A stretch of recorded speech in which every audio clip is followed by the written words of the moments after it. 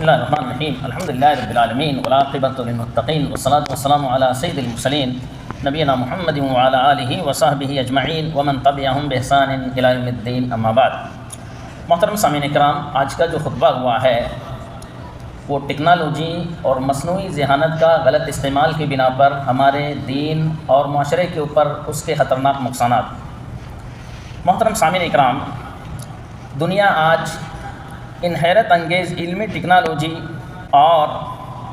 مصنوعی ذہانت کے اوپر حیرت کر رہی ہے، جس میں حیرت انگیز ایجادات، عجیب و غریب دریافتوں کی تیزی، ماضی میں جو ناممکن تھا وہ حال میں حقیقت بن گیا، کل جس کو ہم لوگ خواب سمجھتے تھے وہ آج دیکھنے والے کے سامنے حقیقت میں نظر آ رہا ہے۔ ایسے حالات کے اندر منافق، ملحد، دشمنان اسلام کا نظریہ ہے کہ اس کائنات کو چلانے والے ہم ہی لوگ ہیں، لیکن مومن لوگ اس ٹیکنالوجی کو دیکھ کر کے اپنے ایمان میں اور زیادتی کرتے ہیں اور کہتے ہیں علم الانسان ما لم یعلم،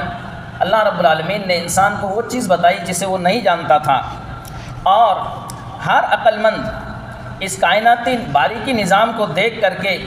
یہ تسلیم کرتا ہے کہ اصل میں اس کا چلانے والا، اس کا پیدا کرنے والا ہے۔ اور اللہ رب العالمین نے سچ فرمایا، سنوریم آیاتنا فی الآفاق وفی انفسہم حتی یتبین لہم انہ الحق اولم یکفی بربک انہ علی کل شیء شہید۔ ہم انہیں اپنی نشانیاں کائنات میں اور ان کی اپنی ذات میں دکھائیں گے تاکہ یہ بات ان کے لیے واضح ہو جائے کہ قرآن اللہ کی برحق کتاب ہے۔ کیا آپ کے رب کے لیے کافی نہیں ہے کہ وہ ہر چیز سے باخبر ہے؟ علم ہی کے ذریعے اللہ رب العالمین کو پہچانا جاتا ہے اور اس کی توحید کا اعتراف کیا جاتا ہے۔ علم ہی کے ذریعے خالق کو یاد کیا جاتا ہے اور اس کی عبادت کی جاتی ہے۔ علم ہی کے ذریعے اپنے پروردگار کی تعریف کی جاتی ہے اور اس کی بڑائی بیان کی جاتی ہے۔ کل العجائب صنعۃ العقل، ٹیکنالوجی میدان کے اندر جو بھی چیز بنی ہے وہ عقل کا کرشمہ ہے، اور عقل اللہ رب العالمین کا کرشمہ ہے۔ اگر عقل میں اللہ تعالیٰ یہ سب چیزیں نہیں لکھتا تو کوئی چیز عقل میں آنے والی نہیں تھی۔ یہ حقیقت ہے کہ ٹیکنالوجی کی بنا پر بہت سارے میدانوں کے اندر ترقی ہوئی ہے، جیسے طبی میدان میں، اقتصادی میدان میں اور بھی بہت سارے میدانوں کے اندر، لیکن بڑے افسوس کی بات ہے کہ لوگ اس کا غلط استعمال کرتے ہیں، جس کی بنا پر یہ چیز بجائے فائدہ مند کے نقصان دہ ہو رہی ہے اور ہمارے اسلامی معاشرے کو ڈھانے کے لیے ایک کدال کا کام کر رہی ہے۔ ہم اس تعلق سے چند چیزیں آپ کو بتانا چاہتے ہیں۔ پہلی چیز یہ ہے کہ اس کا خطرناک اثر عقیدے کے اندر، لوگ اسی مصنوعی ذہانت اور ٹیکنالوجی سے، اس کے پروگرام سے وہ چیزیں پوچھتے ہیں جس کا تعلق علم غیب سے ہے، جس کو اللہ رب العالمین کے علاوہ کوئی نہیں جانتا ہے۔ اللہ رب العالمین نے فرمایا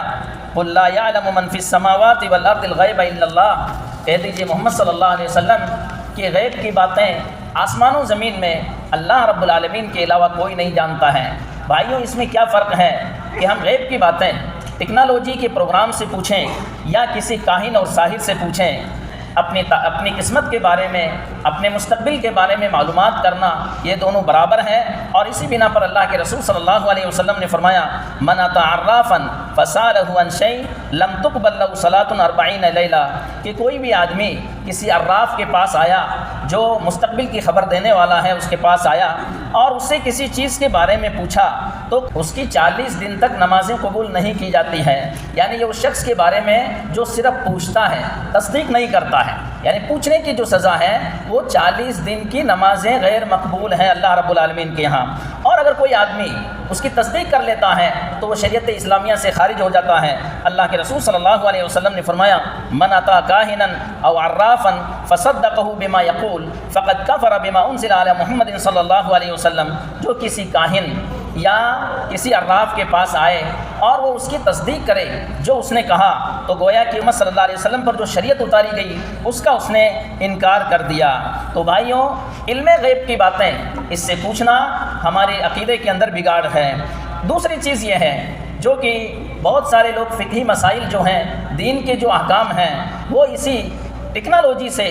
اور ذکاء صناعی سے جو ہے وہ پوچھتے ہیں۔ بھائیوں دینی احکام کے تعلق سے ہمیں معلوم ہونا چاہیے کہ اللہ رب العالمین نے ہمیں حکم دیا ہے کہ ہم اہل علم سے پوچھیں، فاسألوا اہل الذکر ان کنتم لا تعلمون، کہ تم لوگ ان لوگوں سے پوچھو جو اہل ذکر ہیں، یعنی اہل علم سے پوچھو اگر تمہیں معلومات نہیں ہیں۔ یہ ٹیکنالوجی نہ تو سوال کرنے والے کا حال جانتا ہے، نہ لوگوں کے حالات کو سمجھتا ہے، اور نہ مصلحت اور مفسدے کو سمجھتا ہے، لہٰذا یہ اپنے مزاج سے فتویٰ دیتا ہے۔ اسی وجہ سے ہمارے معاشرے کے اندر بگاڑ پیدا ہو رہا ہے۔ ہمیں یہ بھی معلوم ہونا چاہیے بھائیوں، تیسری چیز وہ کہ جس کی بنا پر، اسی ٹیکنالوجی کی بنا پر جھوٹ اور بے عزتی کی نشر و اشاعت ہوتی ہے، کسی کی آواز کو کسی کے ساتھ ملا کر کے اور بے حیائی کا ویڈیو جو ہے اس کے ساتھ ڈال دیتے ہیں، جس کی بنا پر آدمی کی بے عزتی ہوتی ہے اور ناجائز طور پر کسی کے اوپر جو ہے اتہام لگایا جاتا ہے، اور بے گناہ لوگوں کے اوپر جو ہے یہ اتہام لگایا جاتا ہے۔ کسی کی آواز کے ساتھ شرمناک ویڈیو ملا کر اس پر جھوٹا بہتان باندھ دیتے ہیں، حالانکہ وہ شخص اس سے بری ہوتا ہے۔ اللہ رب العالمین نے فرمایا والذین یؤذون المؤمنین والمؤمنات بغیر ما اکتسبوا فقد احتملوا بہتانا واثما مبینا، اور جو لوگ مومن مردوں اور مومن عورتوں کو ناحق تکلیف پہنچاتے ہیں انہوں نے بہت بڑا بہتان اور بہت بڑا گناہ کمایا ہے۔ علامہ ابن کثیر رحمہ اللہ فرماتے ہیں کہ جس آدمی کے اندر عیب نہ ہو یا جس آدمی نے کوئی بات نہیں کہی ہو اور اس کو بے عزت کرنے کے لیے لوگوں کے اندر اس کی بات کو پہنچانا، یہی حقیقی معنوں کے اندر بہتان تراشی ہے۔ اور اللہ کے رسول صلی اللہ علیہ وسلم نے فرمایا کہ 5 چیزیں ایسی ہیں جن کا کفارہ نہیں ہے، ان میں سے ایک جو ہے بہتان ہے، کسی کے اوپر بہتان لگانا حالانکہ اس نے وہ چیز نہیں کہی ہے۔ میرے مسلمان بھائیوں، یہ فائدہ مند ٹیکنالوجی کو ہم کسی کو نقصان نہ پہنچائیں، اس کے ذریعے ہم کسی کے اوپر اتہام نہ لگائیں، تہمت نہ لگائیں۔ ہمیں معلوم ہونا چاہیے کہ اس کے بہت سارے فوائد ہیں، لیکن اس کا صحیح استعمال کرنے کے اوپر ہی ان کے فوائد حاصل ہو سکتے ہیں۔ اگر ہم نے اس کا غلط استعمال کیا تو ہم اس آیت کے جو ہیں اس وعید کے اندر ہم لوگ شامل ہوں گے۔ یا ایھا الذین آمنوا لا تتبعوا خطوات الشیطان ومن یتبع خطوات الشیطان فانہ یامر بالفحشاء والمنکر، اے ایمان والو تم شیطان کے پیچھے مت چلو، اور جو آدمی شیطان کے پیچھے چلے گا تو شیطان اسے بے حیائی اور برائی کا حکم دیتا ہے۔ سوشل میڈیا کی نشر کی چیزوں کی تصدیق نہ کرے یہاں تک کہ حق اور باطل کا یقین ہو جائے۔ آپ ہر چیز سن کر کے اگر اس کی نشر و اشاعت کر رہے ہیں تو آپ جھوٹوں کے اندر شمار ہیں، جیسا کہ اللہ کے رسول صلی اللہ علیہ وسلم نے فرمایا کفا بالمرء کذبا ان یحدث بكل ما سمع، آدمی کے جھوٹے ہونے کی نشانی یہی کافی ہے کہ جو چیز سنے وہ سب کے سب جو ہے وہ پھیلانا شروع کر دے، اور اس کے اندر